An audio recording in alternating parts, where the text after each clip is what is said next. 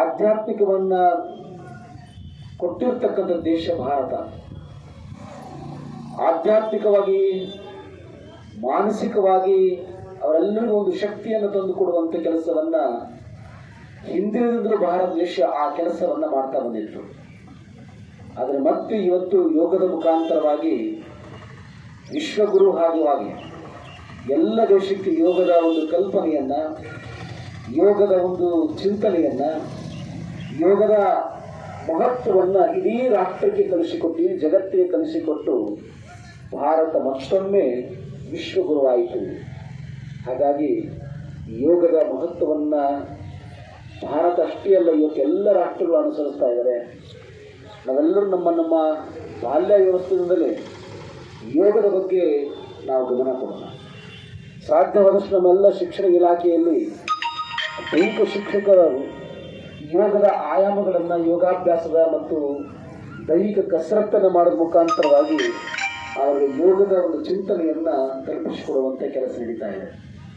ನಮ್ಮ ಮನೆಯಲ್ಲೂ ಸಹಿತ ನಮ್ಮ ಮುಂದಿನ ಪೀಳಿಗೆ ಮಕ್ಕಳಿಗೆ ಯೋಗದ ಮಹತ್ವವನ್ನು ಕಲಿಸಿಕೊಡುವಂಥ ಒಂದು ಕೆಲಸವನ್ನು ಮಾಡೋಣ.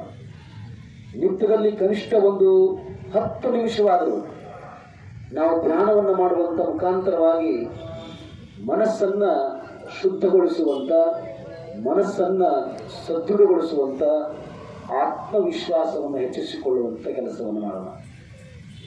ಈ ಧ್ಯಾನಕ್ಕೆ ಇಷ್ಟೆಲ್ಲ ಶಕ್ತಿ ಇರೋದರಿಂದ ನಮಗೆ ಮನೋಸ್ಥೈರ್ಯವನ್ನು ತುಂಬಿಕೊಡುವಂಥ ಕೆಲಸವನ್ನು ನಾವು ಧ್ಯಾನದಿಂದ ಮಾಡಬಹುದು. ಅದಕ್ಕೆ ನಮ್ಮ ಮನೆಗಳಲ್ಲಿ ಕನಿಷ್ಠ ಒಂದು 10 ನಿಮಿಷವಾದ ನಮ್ಮ ಮಕ್ಕಳಿಗೆ ನಾವು ಕಲಿಸಿಕೊಡುವಂಥ ಒಂದು ವ್ಯವಸ್ಥೆಯನ್ನು ಎಲ್ಲ ಪೋಷಕರು ನಾವೆಲ್ಲರೂ ಮಾಡಬೇಕಾಗಿದೆ.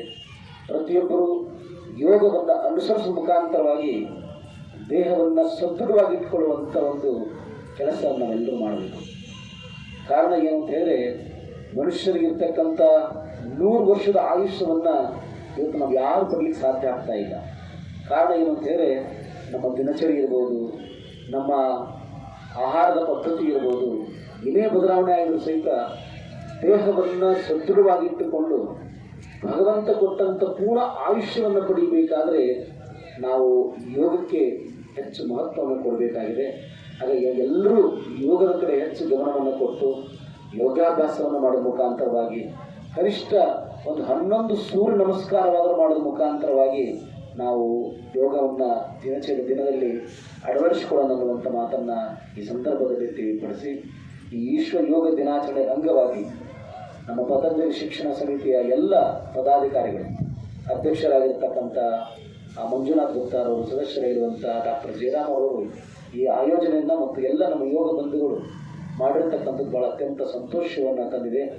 ಈ ಸಮಾರಂಭದಲ್ಲಿ ಮುಖ್ಯ ಅತಿಥಿಗಳಾಗಿ ಇವತ್ತು ನಮ್ಮ ಈ ಭಾಗದ